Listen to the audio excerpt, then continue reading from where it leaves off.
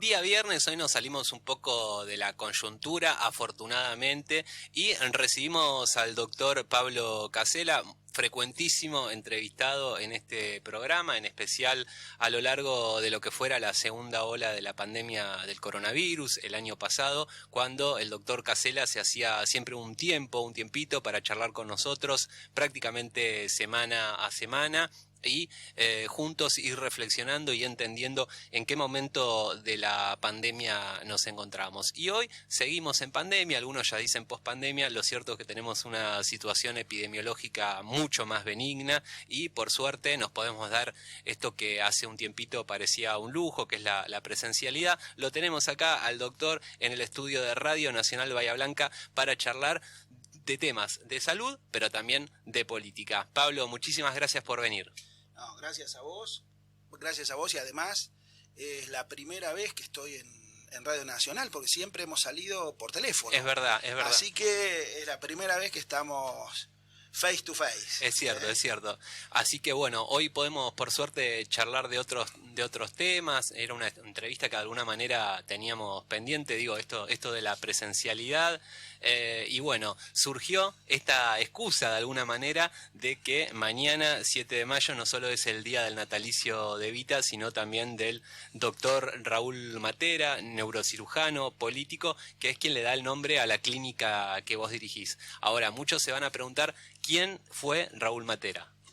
Bueno, ¿cómo te acordaste de eso, no? Y justo fíjate que coincide con el natalicio de Evita, ¿no? Sí. Así que es todo un acontecimiento para nosotros. Raúl Matera, yo te lo definiría como alguien que siempre, en todo momento, buscó la excelencia. Ajá. Siempre buscó la excelencia. Y además, estuvo muy influenciado, porque él fue discípulo de Ramón Carrillo. Ramón Carrillo te diría que es a quien nosotros tenemos como el referente principal de lo que hace a la salud, de los que pensamos como pienso yo, ¿no? Los que tenemos esta identificación quizás con el peronismo o con lo nacional y popular, que fue el hacedor de la medicina comunitaria. Así que Raúl Matera fue un discípulo de él. Es un médico que toma la especialidad de neurocirugía. ¿Y por qué te digo que fue alguien que buscaba la excelencia? Porque durante toda su vida, incluso cuando pertenecía y militaba en política, que lo hizo desde muy temprano, siempre estuvo haciendo cosas. Fue un hacedor. Él ya desde la universidad estudió en la UBA, fue un alumno destacado. Rápidamente se convirtió en el año 57 en profesor universitario, profesor de neurocirugía. Formó institutos para el estudio de la neurocirugía. En el año 68 fundó un instituto de su otra especialidad, que era la psiquiatría, que eso quizás es más desconocido. Ajá. En él, y siempre buscando la excelencia. Y hay una cosa que yo rescato mucho de Matera, que creo que fue en el año 71, él asume como jefe de neurocirugía del hospital italiano y forma las primeras residencias de neurocirugía, cosa que para mí es muy importante. Cuando alguien con los conocimientos de Matera, que era junto a Carrillo, no fueron pioneros de la neurocirugía, se dedicaban a formar otros especialistas. A ver, te quiero frenar ahí para ponernos un poco en contexto, ¿no? Porque hoy cuando uno dice neurocirugía o incluso neurociencia, que es algo más amplio, parece como una cosa casi del futuro, ¿no? Incluso hay un político que es Manes, que su carrera la basa en esta ciencia que aún hoy día parece tan difícil, tan oscura, donde los conocimientos son tan pocos. Y esto fue hace 50 años, estamos hablando. Claro, vos fijate que ¿Qué desarrollo tenía la neurocirugía en ese momento como para poner en valor? Digo, no es lo mismo, tiene el valor el estudio y el desarrollo y el aprendizaje, pero quiero poner en valor eso, ¿no? Hace 50 años el valor que tenía o lo innovador que era la neurocirugía. No, por supuesto. La neurocirugía te diría que era una súper especialidad donde ingresaban muy pocos profesionales muy seleccionados, ya que fíjate que nada más y nada menos había que trabajar sobre el cerebro de las personas con una tecnología que era totalmente diferente a lo que tenemos hoy. Así que realmente han sido pioneros en eso. Y es para destacar porque durante toda su carrera como médico, incluso como político, porque él siguió trabajando como médico, fue un innovador. Siempre estuvo al tope de todos los avances científicos y no solo él los estudiaba y los llevaba a la práctica, sino que además los tomaba y formaba gente. Eso es para rescatar.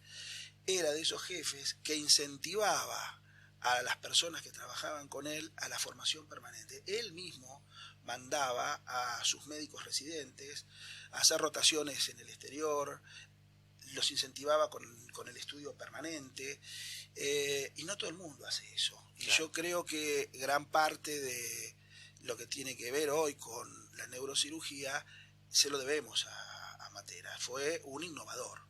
Y en el plano político, ¿cómo se destacó? Y preguntarte esto, son dos profesiones, ¿no? La medicina, la neurocirugía y la política que se dan a la vez, ¿verdad?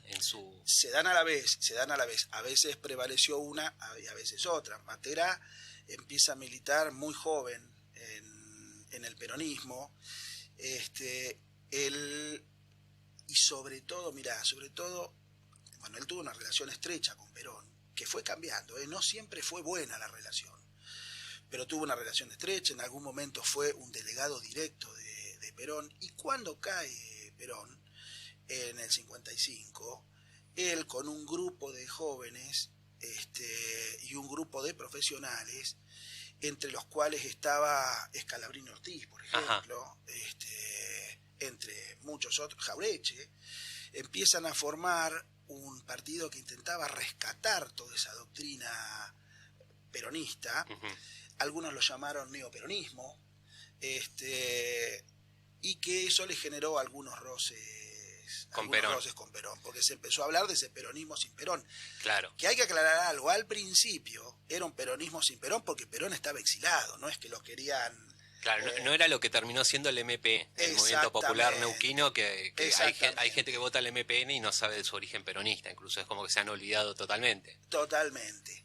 Pero bueno, él en esos momentos tiene alguno de esos roces. Es más, Perón ya empieza a hablar de aquellos compañeros y aquellos dirigentes que querían dividir el justicialismo. No nombraba a nadie. Claro. El punto fue que en el 63, sí, ya con el peronismo que no se podía nombrar, no solo estaba proscrito, por decreto no se podía decir la palabra Perón. No se podía silbar la marcha peronista. Totalmente. Ya en ese momento se comienza a hablar de un frente que iba a ir reemplazando a ese justicialismo, donde trataban de convocar a demócratas cristianos, frondicistas. Había muchos dirigentes y militantes de esa Unión Popular que el propio Matera había ayudado a crear. Se empieza a armar ese frente que Perón en parte lo apoyaba, y ahí Matera decide, se postula como candidato de la Unión Cívica Radical Intransigente. Ajá. Que era una división sí, de la Unión Cívica Radical. Estaba comandada por Oscar Allende. Y Matera y Horacio Sueldo se proponen como precandidatos. Tampoco se pudo porque ellos eran peronistas y la dictadura terminó con eso también, ¿no? Pero no se lo perdonaron nunca. Yo acá tengo una anécdota que encontré buscando, porque no conocía la figura de Matera, me puse a buscar, ¿no? Y encontré un texto que cita, dice: es famosa la anécdota de Puerta de Hierro durante el exilio del fundador del peronismo, cuando recibió un grupo de dirigentes justicialistas que postulaban la candidatura presidencial del doctor Raúl Matera. Entre los méritos de aquel candidato, según sus partidarios, figuraba su parecido con Gardel. Perón escuchó en silencio y luego dijo: si Matera sonríe como Gardel, se peina como Gardel, habla como Gardel, el problema, compañeros, es que no canta como Gardel. Que me pareció genial, quizás no lo haga quedar de la mejor forma a Matera, pero también expresa, ¿no?, esa creatividad y reverencia que es propia del peronismo y del general. Totalmente, sí, la conocía la anécdota. Bueno, te digo, era un fanático del tango. Y él y Matera tenía una relación estrecha con Aníbal Troilo, con Homero Mansi, o sea, era un tanguero. Entre paréntesis también, era alguien que le gustaba mucho el deporte, fue presidente de la Federación de Box, así que tenía mucho, era muy rico eso. Pero esto de haber sido o haber asumido esa posibilidad de ser presidente fuera de ese ámbito que se estaba preparando, le costó más de un dolor de cabeza. Claro. Le costó más de un dolor de cabeza. De todas formas, él recompuso su relación con Perón. Tanto la recompuso que volvieron a tener esa forma estrecha de trabajo, que cuando vuelve Perón, Raúl Matera junto con Antonio Cafiero, con Sanfilippo, el futbolista, Ajá. y Chunchuna Villafañe, una actriz muy, muy reconocida, y Marilina Ross volvieron con él en el avión. Era una de las 153 personas que venían, además de los sindicalistas, acompañando a Perón. O sea que él termina con una muy buena relación con Perón. En el medio de todo eso, después del 55, también, bueno, él interviene en un semanario que se llamó La Azul y Blanca, y en otro que se llamó, mira, si mal no recuerdo, creo que era La Segunda República, sobre todo en el gobierno de Isabel, cuando aparece un verticalismo y él se empieza a definir como antiverticalista. Ajá. Y posteriormente a eso, cuando la dictadura vuelve a sacar al segundo gobierno peronista, también él tiene una lucha en contra de este antiperonismo. Y después desaparece de la política y se dedica mucho más a la medicina, después ya cuando volvió Perón, después de su muerte, y vuelve, fíjate vos, en el 83. En 1983 aparece un movimiento que se llamaba, creo que Movimiento de Reafirmación Doctrinaria, Ajá. que rescataba esa doctrina peronista, y va a una interna con Ítalo Argentino Luder. Y él pierde la interna, y después, bueno, Luder es el candidato a peronista, claro, que pierde con Alfonsín. En toda esa época, Matera se aleja un poco de la política y vuelve en el 89, ya grande, a la Secretaría de Ciencia y Tecnología, se hace cargo del CONICET y queda en el cargo hasta que fallece. En los inicios del menemismo, digamos. En los inicios del menemismo. ¿Y fallece en qué año? 94. En el 94. Fallece en el 94.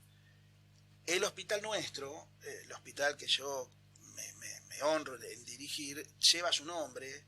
Eso te quería preguntar, ¿no? Porque uno dice Bahía Blanca no es una ciudad que tenga mucha afinidad con el peronismo, y esto por ahí es un prejuicio mío, pero en general los médicos como profesionales tampoco tienen mucha relación con el peronismo, con la honrosa excepción de lo que es el Foro Popular de Salud, donde hay muchos médicos. ¿Cómo es que tenemos un hospital privado acá en Bahía Blanca que lleva el nombre de un exfuncionario y un médico peronista? Bueno, esto tiene que ver con que hubo una relación estrecha entre Matera y los sindicalistas. Ajá. Muchos sindicalistas, entre ellos los empleados de comercio. Es más, en una de las cartas que se escribe con Perón, Perón, que lo elogiaba mucho y le pegaba mucho a la misma carta, porque siempre hacía eso, una de las cosas que destaca es que Matera, cada vez que concurría a alguna reunión o a hablar con alguien o se presentaba en público hablando de política, en general estaba acompañado por algún sindicalista. Eso Perón lo valoraba mucho. Y acá él tuvo relación con uno de los líderes que ha tenido la Asociación de Empleados de Comercio, históricos como fue Crisol. Incluso Matera, hace varias décadas, vino a Bahía Blanca y operó a pacientes que eran afiliados al Sindicato de Empleados de Comercio. ¿En la clínica que vos dirigís? No. La clínica viene mucho después. La clínica la toma empleados de comercio y aparece en el año 97. Esto fue mucho antes. Claro, posterior a su muerte. Pero quedaron con un enorme reconocimiento. El gremio empleados de comercio en Bahía Blanca también tiene una identificación muy clara desde siempre con el peronismo. Y bueno, y Raúl Matera, ellos estamos todos muy, muy agradecidos por eso, porque él siempre tuvo en cuenta a los empleados de comercio. Vino de Buenos Aires en 2 o 3 oportunidades a operar a sus afiliados, y hay un agradecimiento y un reconocimiento, no solo por sus calidades médicas, sino por esto de unirse a los sindicalistas, y en ese momento también los profesionales unidos con el sindicalismo tampoco era lo habitual, claro, y él había dado un paso adelante. Él se reconocía como un trabajador de la salud también, ¿no? Así que esas cosas se valoran mucho y se reconocen mucho. Por eso lleva su nombre, y una de las cosas que tratamos de hacer, que tiene que ver con Matera, es esa búsqueda permanente de la excelencia. Y de Carrillo, esa búsqueda permanente de el acercamiento con la gente, esa medicina solidaria, equitativa, igualitaria. Así que bueno, ese es el motivo. Nuestra clínica, vos sabés que fue en marzo, el 6 de marzo del 97, el ministro Musi fue el que trajo la primera habilitación transitoria, y ahí aparece nuestra clínica como el Centro de Salud Raúl Matera, y ya en abril de ese mismo año aparece la primer dirección médica, que en ese momento estaba el doctor Oviol, el doctor Di Giglio y el doctor Albor Grosso, que fueron los primeros directores, y a partir de ahí, bueno, ya no paramos y nos fuimos convirtiendo en el hospital que tenemos hoy. Bien, qué bueno conocer esta historia. Digo, el nombre de Matera que lleva la clínica no es un capricho, no es una cuestión ideológica, sino que se relaciona también con la historia reciente de nuestra ciudad, historia que a veces uno desconoce. Y con lo que me decías, también me das el pie para hacerte otra pregunta. Hablabas de la calidad, de la excelencia en el trabajo médico y también del acercamiento con lo popular. Te quiero preguntar también por otra de tus facetas. Vos sos médico, sos director de la clínica y también sos integrante del Foro Popular de Salud. Contanos un poco qué es el Foro Popular de Salud de Bahía Blanca y también de la actividad que van a hacer mañana, justamente en el día tanto del aniversario del nacimiento de Matera como de Vita. Sí,